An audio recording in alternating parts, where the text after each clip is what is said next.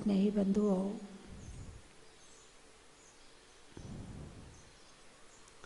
अभी भगवान मुनि सुव्रतनाथ की यशोगाथा सुन रहे थे। भगवान मुनि सुव्रतनाथ धरती पर भूगर्भ से प्रकट होने के बाद ऐसे भगवान हैं जिनके पास वाणी है, वो तो तारीफ करता ही करता है, लेकिन जिनके पास वाणी नहीं है वो भी तारीफ करता है। वो इशारे करता है, ओ बहुत सुंदर, ओ बहुत सुंदर।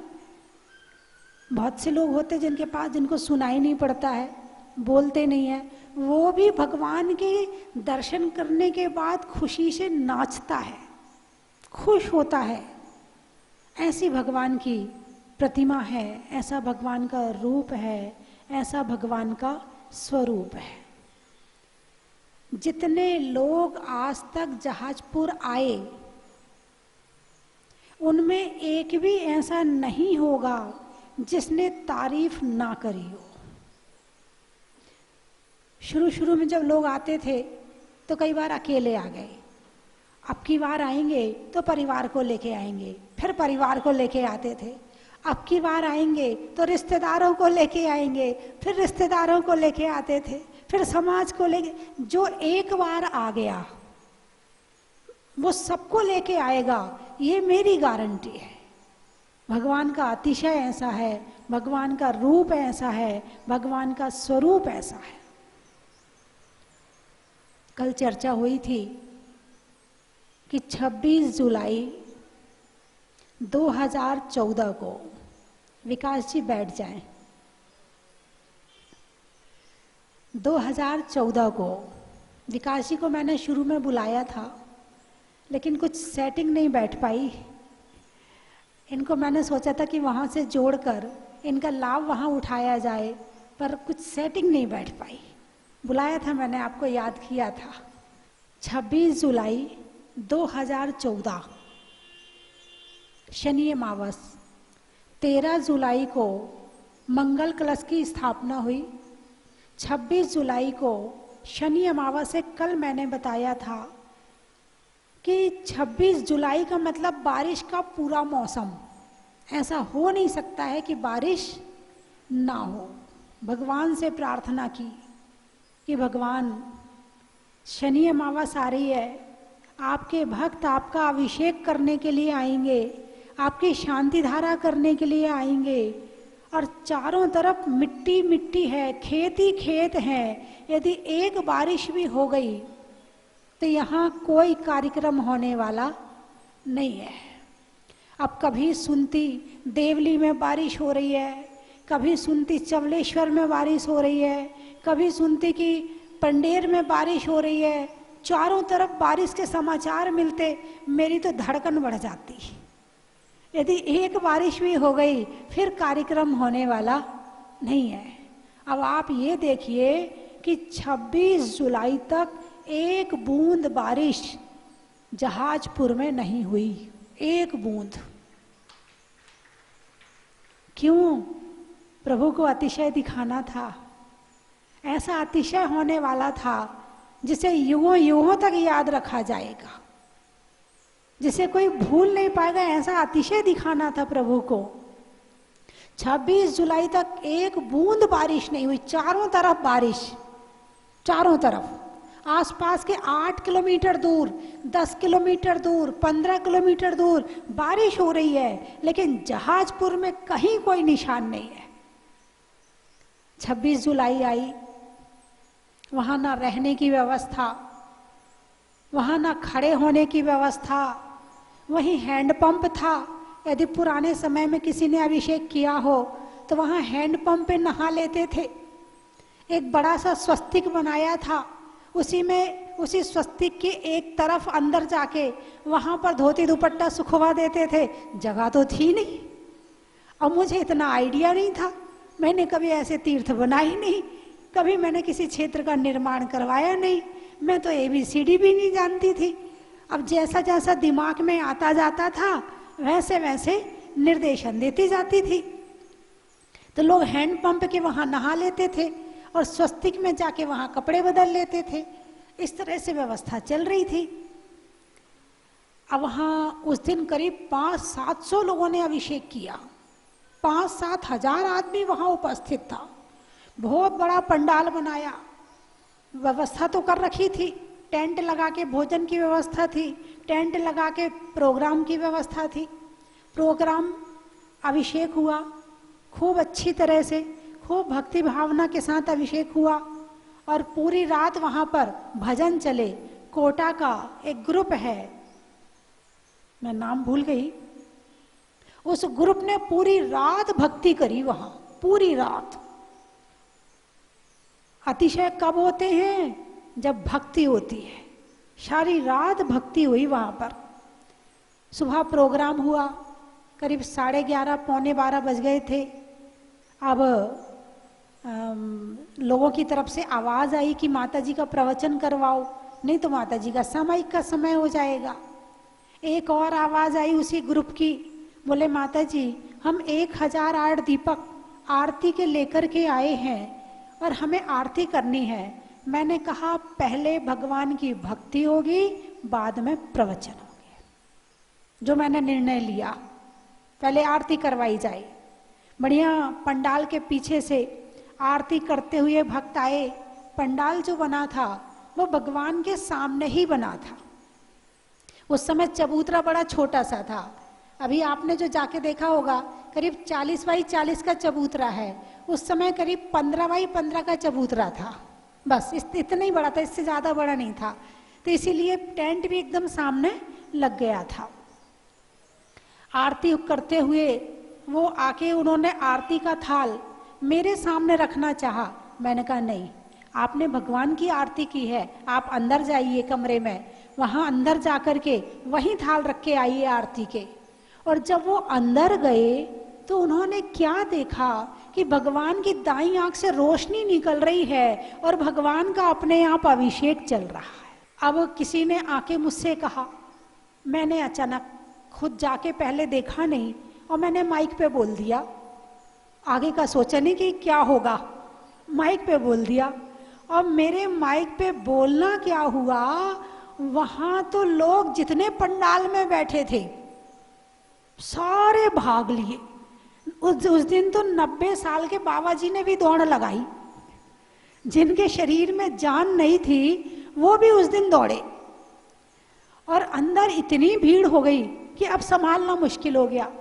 फिर बड़ी मुश्किल से व्यवस्था बना, मतलब अंदर इतनी गस्सम गस हो गई थी कि एक महिला की चोटी, बाल जरा लंबे थे, 2 जनों के बीच में फंस गए। वो निकालना मुश्किल हो रहा था, इतनी मतलब अंदर में भीड़ और गस्सम गस हो गई थी।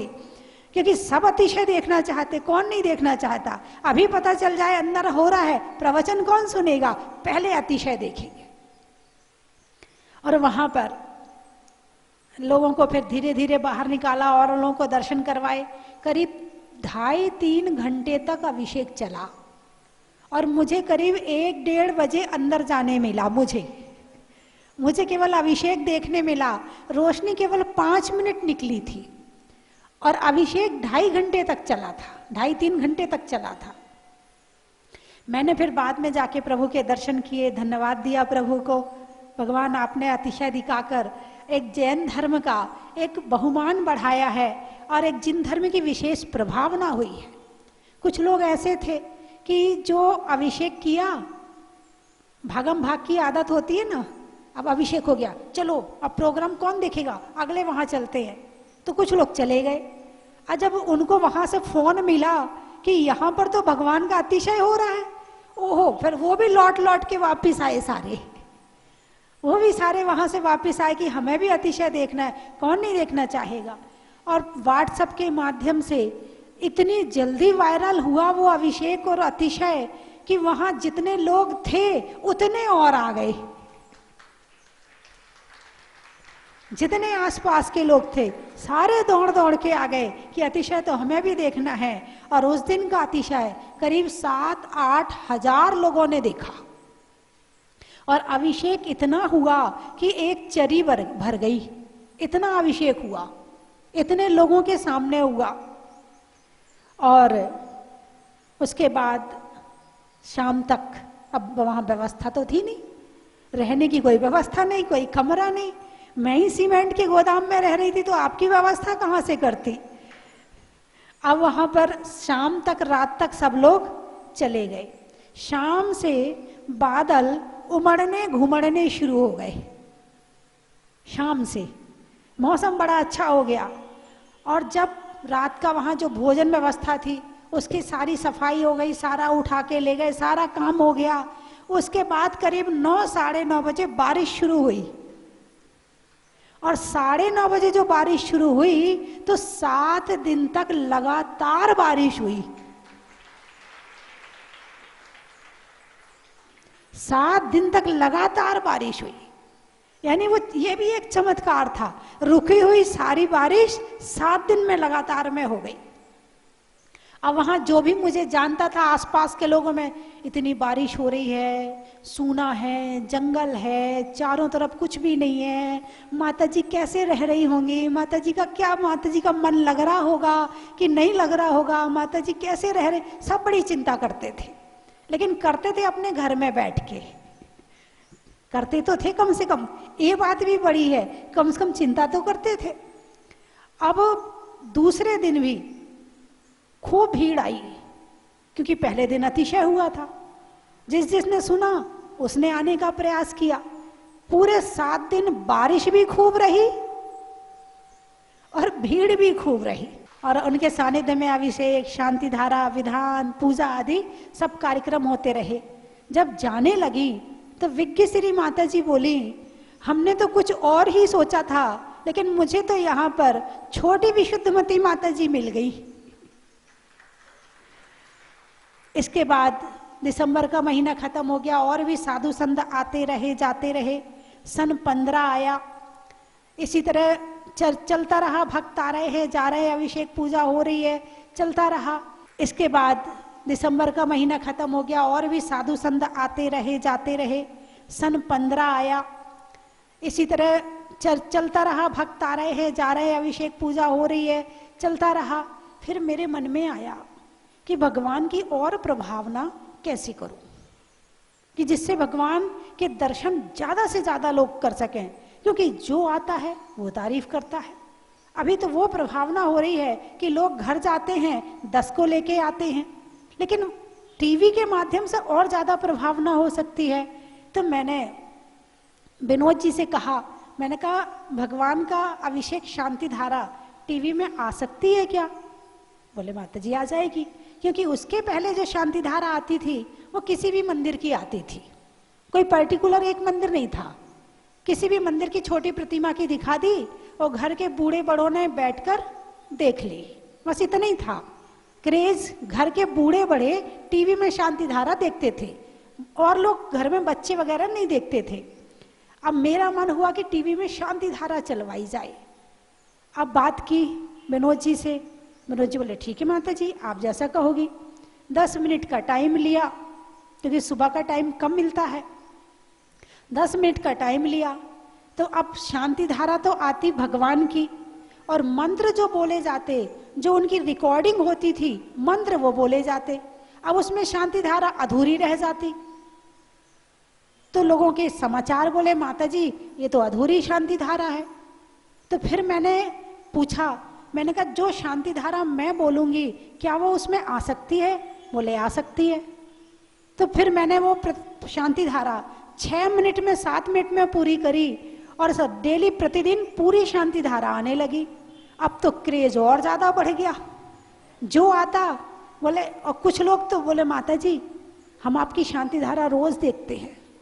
अब उन्हें मैंने समझाया भैया मेरी शांति धारा नहीं, भगवान की शांति धारा देखते हैं। अभी भी बोलते हैं, अभी भी बोलते हैं हम आपकी शांति धारा रोज देखते हैं, लेकिन अब मुझे आदत पड़ गई, पता ये बोल क्या रहे हैं, मैं समझूंगी सही। ये सही गलत बोलकर भी वो सही बोल रहे हैं और मैं गलत सुन के भी सही समझ रही हूँ। बोलते यही हैं, माता जी हम आपकी पूजा रोज करते हैं। जो जिनवाणी लिखी है ना मैंने, उसमें से जो लोग पूजा करते हैं तो आके कहते माता जी हम आपकी पूजा रोज करते हैं।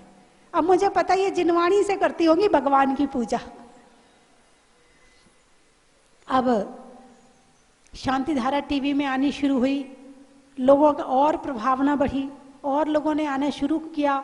अब एक दिन मेरे मन में आया, लोग टीवी में शांति धारा देखते हैं, मैं सबको आशीर्वाद देती, सबका नाम लेती हूँ कि देखने वाले जो यहाँ पर हैं सबके नाम लेती हूँ, तो मेरे मन में आया कि मैं ये भी कहूँ कि टीवी में देखने वाले। अब मुझे ये नहीं पता था इस शब्द का कितना प्रभाव पड़ेगा। इस शब्द का इतना प्रभाव पड़ा, इतना प्रभाव पड़ा कि जो बच्चे घर में सो रहे होते थे, माँ ने जगाती थी, बेटा देख टीवी में देखने वाले के लिए आशीर्वाद आएगा, उठ उठ जल्दी उठ। और वो भी उठ के बड़ी जल्दी शांति धारा देखते। अच्छा अब सो जा तू। कुछ तो उठ जाते और कुछ सो जाते। और कुछ लोग तो ऐसे थे कि 7 बजे शांति धारा आने के कारण से जो 7:30 8 बजे उठते थे, उन्होंने 7 बजे उठना शुरू कर दिया। ये सारे रिजल्ट मेरे पास आते थे, वो मैं आपको बता रही हूँ। आपको सारी बात मालूम होनी चाहिए कि स्वस्ति धाम बना तो कैसे बना। अब बड़ा आनंदमयी लोगों को लगने लगा। एक अलीगढ़ के भाई साहब आए थे, अलीगढ़ के पास रहते हैं। वो आए, उन्होंने वहाँ अभिषेक किया, बोली लेकर बड़ी अच्छी शांति धारा करी। फिर मेरे पास आके बैठे, बोले माता जी एक बात बताएं। मैंने कहा बताओ। बोले मेरी नींद तो है ना 6:30 पौने 7 बजे खुल जाती है, लेकिन मैं चद्दर ओढ़ के पड़ा रहता हूँ। भाई क्यों पड़े रहते हो? बोले जब मंत्र आता है और जब पता चलता कि मुनि सुब्रतनाथ भगवान टीवी में आ गए हैं, तब मैं चद्दर खोलता हूँ, भगवान को देख के नमस्कार करता हूँ, फिर कोई और को देखता हूँ, उसके पहले मैं किसी को नहीं देखता हूँ।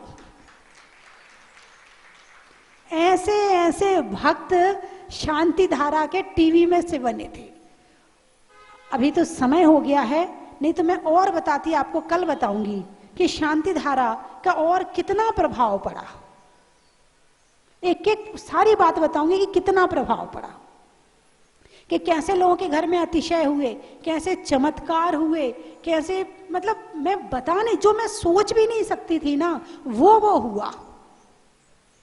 अब तो शांति धारा सुबह 6 बजे से दिन के 12 बजे तक टीवी में चलती है। पहले एक ही शांति धारा आती थी बस, लेकिन इस शांति धारा की इतनी प्रभावना हुई, भगवान मुनि सुब्रतनाथ के द्वारा जिन धर्म की इतनी प्रभावना हुई कि आज उनके निमित्त से कई शांति धारा आ रही हैं और उनको इतना लाभ मिल रहा है क्षेत्र वालों को कि कई क्षेत्र खड़े हो गए, कई क्षेत्र खड़े हो गए। पहले कोई शांति धारा, कोई अभिषेक नहीं आता था, लेकिन जब से अपने मुनि सुब्रतनाथ भगवान की शांति धारा आई है, 2 साल तो किसी की नहीं आई, लेकिन फोन जरूर आते थे। आप क्या करवाती हो टीवी में, कैसे करवाती हो, कितना देना पड़ता है? लोगों के पास में फोन आते थे, पूछो ना हमें भी चलवानी है शांति धारा। 2 साल के बाद धीरे धीरे धीरे धीरे करके फिर सब जगह की शांति धारा शुरू हो गई, है ना। लगाने में नारा का, आकाश में तारा का और भगवान की शांति धारा का, अनाज में चने का, गर्मी में पने का और टीवी में शांति धारा रोज देखने का,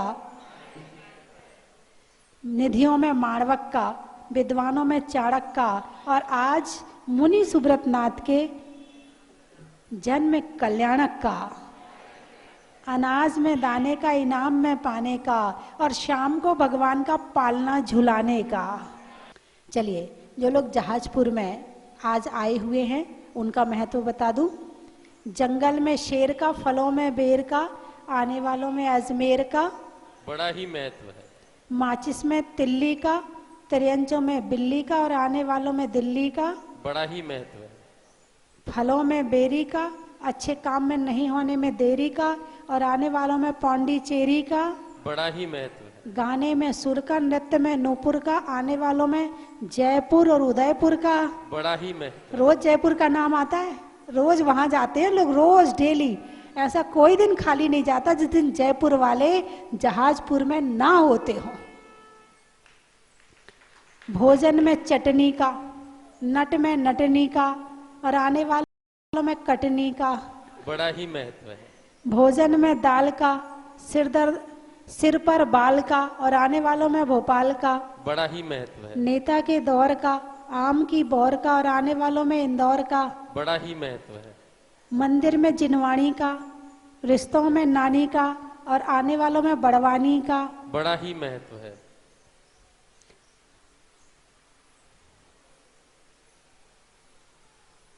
पानी में मगर का, चलने में डगर का और आने वालों में जवाहर नगर का। बड़ा ही महत्व है। बंधुओं, बड़ा आनंद आया जयपुर में जब से मैंने प्रवेश किया है। यदि सबसे ज़्यादा समय कहीं रही हूँ तो वो जवाहर नगर है। बोलिए 24 भगवान की। लेकिन मैं आपको बता दूं कि मेरे जीवन में प्रथम जुड़ाव था विमल सागर जी महाराज से। आचार्य श्री के बारे में कुछ बोलना असंभव सी बात है, क्योंकि जैनिनी अजैनी भी उनको ढोकते हैं, उनको भगवान मानते हैं। उसके बाद अगर मेरा जीवन में जुड़ाव हुआ तो प्रज्ञा सागर जी, आचार्य श्री प्रज्ञा सागर जी महाराज से। सभी गुरुओं को मैं नमन करता हूं, उनकी आज्ञा का पालन करने की पूर्ण कोशिश करता हूं, जितना सा मेरे से बन पड़ता है करता हूं। लेकिन स्वस्ति भूषण माता जी को जब मैं मिला, मैं उनको देखा, मुझे ऐसा लगा कि माँ का इससे अच्छा रूप हो नहीं सकता। लोग कहते हैं कि स्वस्ति धाम या जहाजपुर धन से बन गया, या किसी शक्ति से बन गया, यह माता जी के खाली प्रभाव से बन गया, ऐसा नहीं लगता मुझे। अगर स्वस्ति धाम, अगर जहाजपुर का निर्माण हुआ है तो उसके पीछे एक ही चीज मुझे दिखती है, वो है माता जी की सरलता। छोटे से छोटा बच्चा चले जाओ, बड़े से बड़ा रईस चल जाओ, उनको कोई लेना देना नहीं है, सब पे बराबर सी कृपा बरसाती हैं। जोरदार तालियां बजा दें आप। ऐसी माता जी आज 5 दिन से जवाहरनगर में विराजमान है। ये आपको और हमारा पुण्य है। बहुत पुण्य का उदय होता है जब कोई ऐसी विदुषी, मतलब साक्षात किस चीज का रूप दूं मैं आपको। प्रज्ञा सागर जी को हम कहते थे कि आप में वर्धमान दिखते हैं हमें। स्वस्ति भूषण माता जी के लिए मैं क्या शब्द यूज करूं मुझे नहीं पता, लेकिन मेरे जीवन में इससे सुंदर समय नहीं रहा होगा। शायद मैं बहुत ज्यादा टाइम नहीं भी दे पाया यहाँ पे, उसके कई रीजन रहे हैं। लेकिन माता जी, ये समय अद्वितीय है, हमें याद रहेगा। अगर आप चतुर्मास जवाहरनगर को दे दें तो मैं आपको निश्चित कह सकता हूं कि बच्चे से लेकर बुजुर्ग तक सभी उस समय का पूर्ण लाभ लेंगे। कहीं ना कहीं चतुर्मास तो आपको करना ही है। अगर आप जवाहरनगर को चतुर्मास दे दें तो हमारा सौभाग्य होगा। मेरी बात से सहमत हैं आप? तो जोरदार तालियां बजा दें।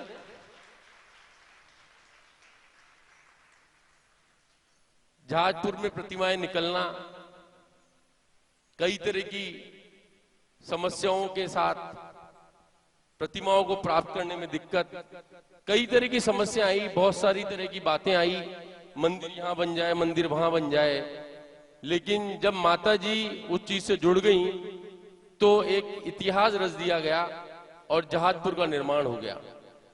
मैं जब प्रथम बार जहाजपुर गया तो मैं सौभाग्य से ही पहुंच गया, और जब मैंने उसको देखा तो मुझे लगा कि कोई एक महिला का इतना बड़ा विजन कैसे हो सकता है।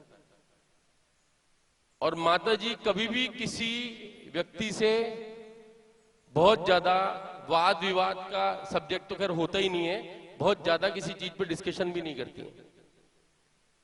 वो अपनी बात रखती हैं, आपको समझ में आता है बहुत अच्छी बात है, नहीं आता है कोई बात नहीं। इतनी सरलता के बावजूद अगर इतने बड़े चीज का निर्माण, जिसके पीछे कोई बहुत बड़े जैन नेताओं का हाथ नहीं है, वहां पर कोई बहुत बड़ा जैन समाज ही नहीं है, एक गांव जहां पर सीमेंट की बोरी भी नहीं मिलती थी किसी जमाने में, चाय की दुकान नहीं हुआ करती थी, और आज भी अगर आप जाएंगे तो वहां पर आपको ऐसा नहीं मिलेगा कि जहाजपुर से निकल के कोई बहुत बड़ी सुविधाएं उपलब्ध हो, ऐसा नहीं है। लेकिन जहाजपुर का निर्माण कर दिया गया, ऐसा निर्माण जो अद्वितीय है मेरी नजर में। वहां आप जाएं, आपका रोम रोम खिल जाएगा। अगर आपके पांव में दर्द है, हाथ में दर्द है, सब कुछ भूल जाता है इंसान। प्रतिमा के सामने बैठते हैं तो ऐसा लगता है इसको देखे जाओ, हटना ही नहीं है वहां से। और वही स्थिति माता जी की, कि माता जी को देखना चालू करो तो ऐसा लगता है कि पता नहीं सरस्वती देवी सामने विराजमान है कि कौन विराजमान है, देखे जाओ और आनंद लिए जाओ। ये मेरी अनुभूति है। मुझे बहुत ज्यादा शब्दों का संग्रह मेरे जीवन में नहीं है, जितना सा मेरे मन में था मैंने आपके सामने अपने उद्गार रखे हैं। अब मैं चाहूंगा कि अनिल जी जैन साहब तिजारा वाले पधारें। तो बात कहना चाहूंगा, आप सबको मालूम है, पूरे समाज को, कि मैं कोई वक्ता नहीं हूँ। मैं तो एक व्यापारी आदमी हूँ, कर्म में विश्वास ज्यादा रखने वाला व्यक्ति हूँ। बोलना मेरे से आता ही नहीं है। मैं तो जहाजपुर के बारे में बहुत सुना था कि जहाजपुर में इतना विशाल मंदिर बन रहा है। समाज के भी लोग हमारे जाते रहते थे, मेरे से कहते थे भैया जी, भैया आप चलो। लेकिन मैं सच कह रहा हूं माता जी, आपके से बिल्कुल गलत नहीं बोलूंगा। मैंने कहा यार, इतने बड़े बड़े संत ऐसा मंदिर बनाने, माता जी क्या मंदिर बनाए होंगे। तो मेरे मन में बिल्कुल विचार था 100%, और मैंने कभी मेरे जाने के का मन में विचार ही नहीं किया। फिर समाज के बंधुओं ने कहा कि भाई सबको लेके जहाजपुर और 2-3 जगह यात्रा कराओ। तो हम 2 बस लेके गए, और तो मैंने सोचा कि यार अब समाज के साथ मेरे को जाना ही पड़ेगा। अजय जी बोले यार भाई चलना ही पड़ेगा आपको। तो मैं चला गया। जैसे ही बस जहाजपुर के अंदर प्रवेश किया तो मेरे को लगा कि यार मेरे से बड़ा मूर्ख कोई इंसान ही नहीं है दुनिया में। मैंने इतना समय बेकार व्यर्थ कर दिया। जब अंदर घुसते ही इतनी पॉजिटिव एनर्जी आ रही है तो मंदिर के अंदर जाके क्या होगा। मैं सच कहता हूं, मैं इस बाबा भगवान पारसनाथ में जो अवश्य मानता हूं वो संवेद शिखर में भी नहीं मानता। मेरा तो ये मान लो पूरी गाड़ी इस बाबा से ही चल रही है। मैं वहां गया, मंदिर के अंदर गया, भगवान को देखा, पहले भव्य मंदिर को देखा, क्योंकि घुसते ही तो पहले मंदिर ही आएगा। मैंने कहा कि शायद मेरे जीवन में मैंने इतनी भव्यता से बना हुआ मंदिर देखा ही नहीं। फिर मैंने लोगों से पूछा कि यार माताजी दीक्षा लेने से पहले क्या कोई आर्किटेक्ट, बहुत बड़ी इंजीनियर थी क्या? भाई इतना सुंदर निर्माण कराना एक इंजीनियर या आर्किटेक्ट भी नहीं करवा सकता। मंदिर के अंदर गया, प्रतिमा देखी, तो बस मैंने कहा कि शायद मेरे जीवन में आज ही मेरे भाग का उदय हुआ है कि इतने सुंदर भगवान मुनि सुब्रतनाथ भगवान के मेरे को दर्शन मिले। क्यों? मेरे गुरु प्रज्ञा सागर जी महाराज ने मेरे से कहा था कि बख्शी जी शनिवार को मुनि सुब्रतनाथ भगवान की एक माला आप जरूर करना, और मैं वो करता हूं हर शनिवार को। मैं आधे घंटे मंदिर के अंदर बैठा, फिर मेरे मन में विचार आया कि यार उन भगवान को तो देख लें जिन्होंने इन भगवान के दर्शन कराए। भाई उन्हीं की वजह से तो हम यहाँ आए। तो मैंने कहा इन भगवान को देखने से पहले वहां चलें। फिर मैंने माताजी को देखा, वहां काफी भीड़ थी, मैं पीछे बैठ गया, तो मेरी आदत भी नहीं है बीच में घुसने की। आप विश्वास नहीं करोगे, 5:30 बज गए, अजय जी का फोन आया, भैया खाना नहीं खाना है, मैं आता हूं थोड़ी देर में। और फिर मैं मंदिर में चला गया। फिर निर्मल जी भाई साहब का फोन आया कि भाई साहब बस तैयार खड़ी है, मैंने आया। मैंने मेरे जीवन में कभी भी इतनी ज्यादा मंदिर में नहीं बैठा होगा, भगवान को नहीं निहारा होगा जितना मैंने जहाजपुर जाके भगवान को निहारा। और उस मंदिर की यदि वर्णन करूं कि कितना सुंदर मंदिर बनाए तो शायद मैं नहीं कर पाऊंगा। लेकिन एक बात निश्चित है कि मैं प्रज्ञा सागर महाराज का अनंत भक्त हूं। गुरुदेव ने मेरे को पीछी दी है, पुलक सागर महाराज से भी मेरे को पीछी प्राप्त हुई है। लेकिन इसके बाद मैंने उसी वक्त कह दिया कि भाई माताओं में तो ये माता जी मेरी गुरु है, और ये मेरा सौभाग्य है कि आज माता जी की कितनी कृपा हम पे बरसी है कि माता जी का 6 दिन पहला प्रवास जवाहर नगर में हुआ है। माता जी का चतुर्मास जयपुर में ही होगा, ये निश्चित है। और ये मेरे को विश्वास भी है यदि माता जी का चतुर्मास किसी कॉलोनी में हुआ तो वो जवाहर नगर में ही होगा 100%। क्योंकि मैंने तो बाबा से मांग लिया और मैं जल्दी मुनि सुब्रतनाथ भगवान से भी मांग आऊंगा। हम कमेटी को ले जाके मांग आएंगे कि हे भगवान, आपने ऐसी माता दी है तो अब उसका चतुर्मास भी दे दो, जो हमारे समाज का भी उद्धार हो जाए निश्चित तौर पर। और पूरा भरोसा है, पूरा विश्वास है कि ऐसी माता जी जिन्होंने हमें ऐसे भगवान का आश्चर्य दिखलाया है, और निश्चित यदि इस मंदिर में माता जी का चतुर्मास हुआ तो ये जवाहर नगर भी एक अच्छे क्षेत्र बन जाएगा, एक गारंटी की बात है मेरी। ऐसा माता जी का मेरे को तो पूर्ण विश्वास है। और माता जी, क्योंकि मैं बिल्कुल भी बोलना नहीं जानता, क्षमा चाहता हूं और आपके चरणों में नमन करते हुए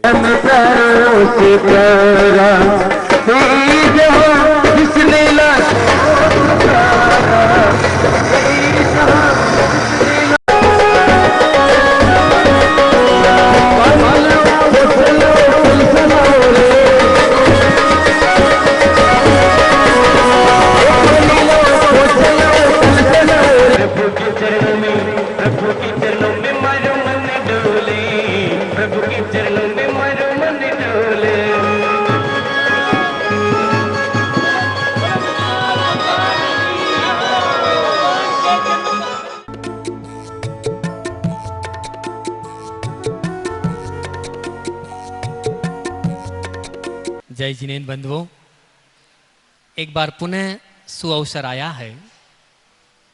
संयोग मिला है शनिवार और अमावस्या का।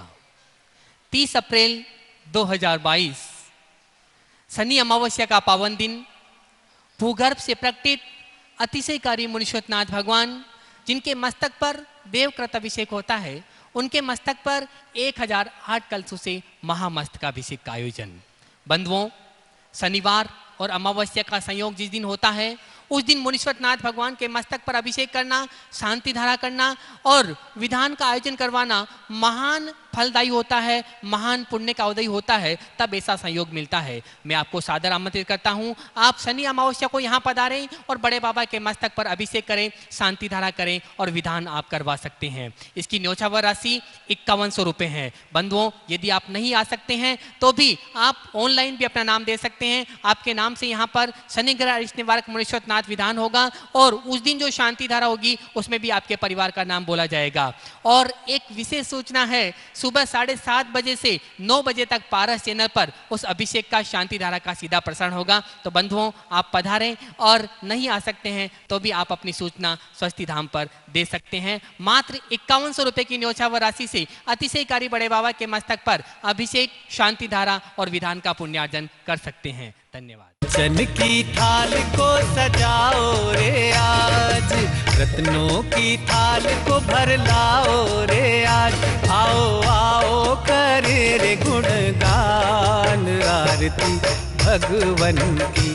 आओ आओ करे गुणगान आरती भगवन की। आओ आओ करे रे गुणगान आरती भगवन की।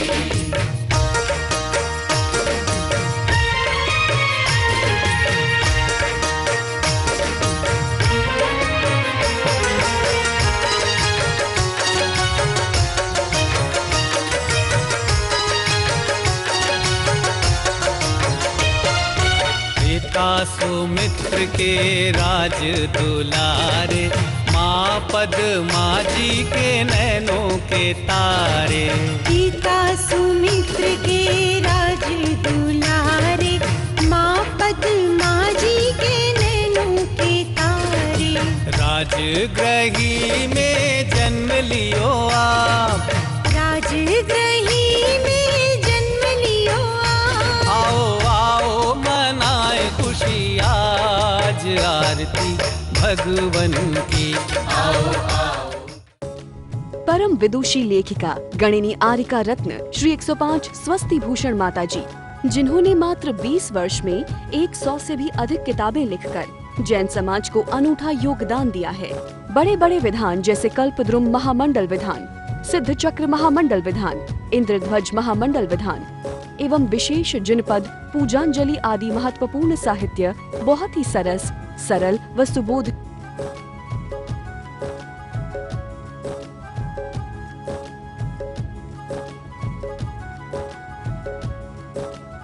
करने हेतु आज ही संपर्क करें।